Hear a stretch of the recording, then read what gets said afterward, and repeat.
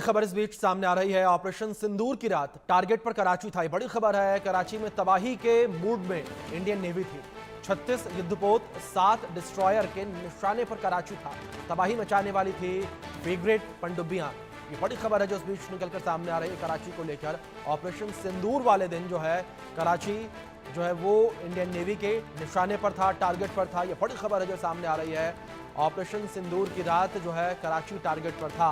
कराची में तबाही के मूड में इंडियन नेवी थी। 36 युद्धपोत 7 डिस्ट्रॉयर जो हैं वो तैनात थे। तबाही मचाने वाली फ्रिगेट पनडुब्बियां जो हैं उनकी तैनाती भी की गई थी। ये बड़ी खबर है जो इस बीच निकलकर सामने आ रही है।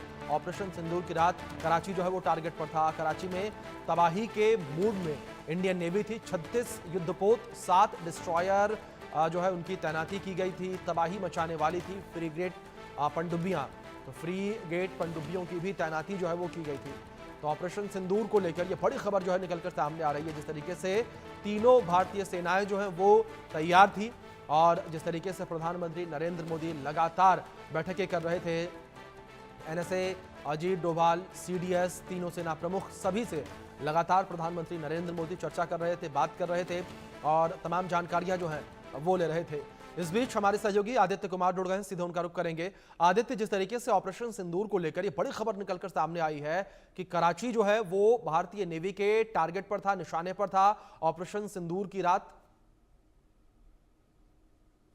जी अभिषेक, बिल्कुल आपने सही कहा कि हमारे भारतीय सेना का जो शौर्य था वो उस दिन देखने को मिला था। और 1971 के बाद ऐसा पहला मामला था जब तीनों सेनाओं ने साथ मिलकर के ऑपरेशन सिंदूर जैसे एक शौर्यपूर्ण जो ऑपरेशन होता है उसको अंजाम दिया था, जिसमें खासतौर से जो कराची का पोर्ट का इलाका था वो निशाने पर था। क्योंकि एक तरफ जहां भारतीय सेना आतंकियों के जो ट्रेनिंग सेंटर्स हैं उनको तबाह कर रहा था, दूसरी तरफ वहीं पर जो, क्योंकि उधर से बहुत ज्यादा हलचल रहती है पाकिस्तानियों की और जो पाकिस्तानी आतंकी होते हैं या सेना के उधर उस क्षेत्र में, उसको देखते हुए यहाँ पर 36 युद्ध पोतों की जो तैनाती है वो की गई थी। 7 डिस्ट्रॉयर थे, फ्रिगेट पनडुब्बियां थी। ऑपरेशन सिंदूर में इस तरीके की जो चीजें हैं वो इस्तेमाल किया गया था। आपको बताया कि आईएनएस विक्रांत और ब्रह्मोस लैस विध्वंसक भी वहां पर जो है लगाए गए थे। स्टील फ्रिगेट और पनडुब्बियां जो होती हैं वो वहां पर जो है शामिल किए गए थे। इस वजह से जितने भी उनके नौसेना के, पाकिस्तानियों के नौसेना के जो प्लानिंग थी वो प्लानिंग धरी की धरी रह गई थी। और भारत के सामने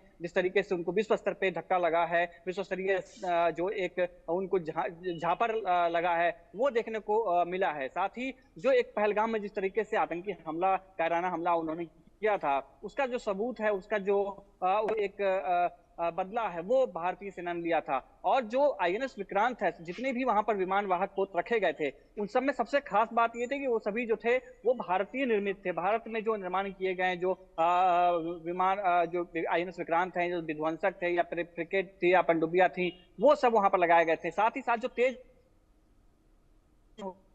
वो भी वहां पर शामिल किया गया था। क्योंकि देखिए आईएनएस विक्रांत है, उसके साथ में कई ऐसी चीजें हैं, साथ में एक फ्लीट की तरह होता है जो उसके साथ में लगाए जाते हैं और वो पूरे के पूरे वहां पर लगाए गए थे। इसके वीडियोज भी कई आपने देखे होंगे कि जो इंडियन आर्मी है, जो इंडियन नौसेना है, उन्होंने जारी किया था। इससे साफ है कि किस तरीके से पाकिस्तान को घेरने की और जो आतंकी जो संगठन है उनके जो ट्रेनिंग सेंटर्स है उन सबको उड़ाने की जो पूरी प्लानिंग थी वो किस तरीके से थी, आप इससे समझ सकते हैं।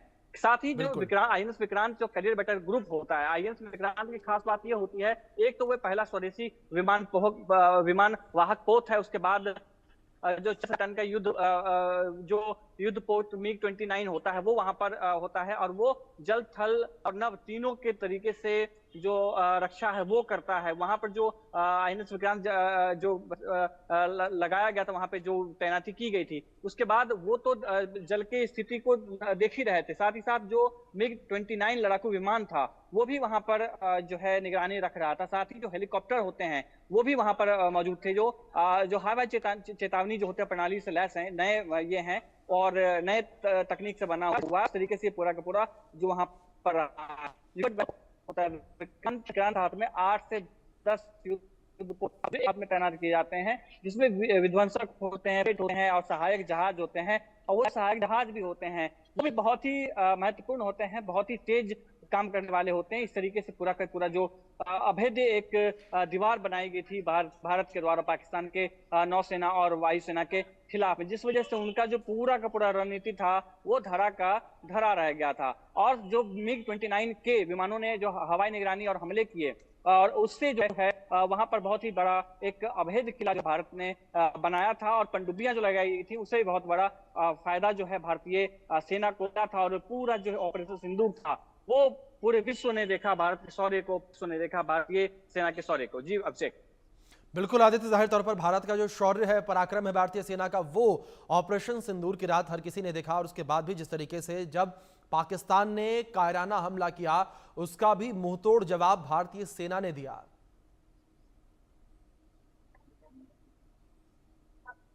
जी बिल्कुल अभिषेक, ऐसा पूरे जितने भी भारतीय सेना के जितने भी अंग हैं, उन्होंने जो है इस पे बहुत ही अच्छा प्रदर्शन किया। साथ में जो वहां पर जो 7 विध्वंसक तैनात किए गए थे, उसमें ब्रह्मोस सुपरसोनिक क्रूज मिसाइलें भी लगाई गई थी, जो मध्यम दूरी की सतह से हवा मान करने के लिए सक्षम होते हैं, जिसको MRSAM जो शॉर्टकट में कहते हैं वरुणास्त्र, भारी टॉर्पीडो से लैस होते हैं। ये विध्वंसक जो हैं समुद्री सतह और हवा में पनडुब्बी जो विरोधी जो लक्ष्य होते हैं उसको नष्ट करने में बहुत ही सक्षम होते हैं। ब्रह्मोस मिसाइल जो है बहुत ही ज्यादा घातक होते हैं, 450 किलोमीटर की रेंज होती है, और 2.8 मैक की गति से हमला कर सकता है। जो कराची बंदरगाह और रणनीतिक जो लक्ष्य उनके थे, उनको तुरंत नष्ट करने में जो वो सक्षम होते हैं। और इस तरीके की जो प्लानिंग होती है, आप समझ सकते हैं कि भारतीय सेना की प्लानिंग किस तरीके से रही होगी ऑपरेशन सिंदूर को लेकर के। एक तरफ जहां पे जो टेरिटोरियल आर्मी है उसको भी लगाने की बात कही गई थी, जो अर्धसैनिक बल है, BSF के जवान हैं या इंडियन आर्मी है, उनको भी जो है वहां पर गश्त बढ़ाने की बात कही गई थी, और साथ ही उन सबको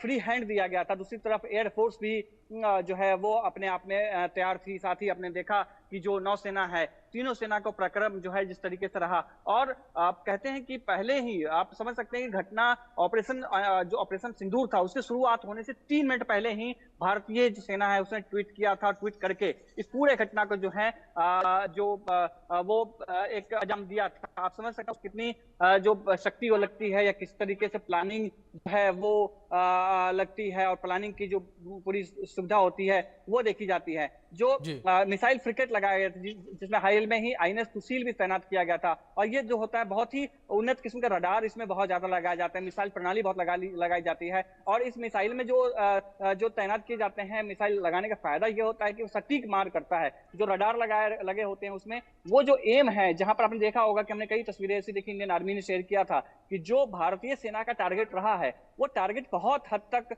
जो है 100% जो उन टारगेट्स को हिट किया गया है, और भारी नुकसान जो है पाकिस्तान को उठाना पड़ा है। तो इस सब ये खासियत थी जो उन्नत रडार की मिसाइलें जो लगाई गई थी, स्टील तकनीक से लैस थी, जो बहुत ही हल्की होती हैं, जो हवा और समुद्र के खतरों को प्रभावी ढंग से वो सामना जो है वो कर सकती है। ये बहुत ही खास चीजें रही हैं, और पहली बार ऐसा हुआ है कि भारतीय शौर्य को लोगों ने देखा है, और भारतीय सेना का जो इंडियन मेड जो हथियार होते हैं। बिल्कुल आदित्य, जाहिर तौर पर पाकिस्तान का डर और सदमा साफ तौर पर देखा जा सकता था, और पाकिस्तान का डर इस बात से भी देखा जा सकता था जिस तरीके से भारत के BSF के जवान गलती से सीमा लांघ गए थे, उन्हें भी पाकिस्तान ने अब डर के मारे लौटा दिया है। बहुत शुक्रिया आपका जुड़ने के लिए और इन तमाम अपडेट्स के लिए।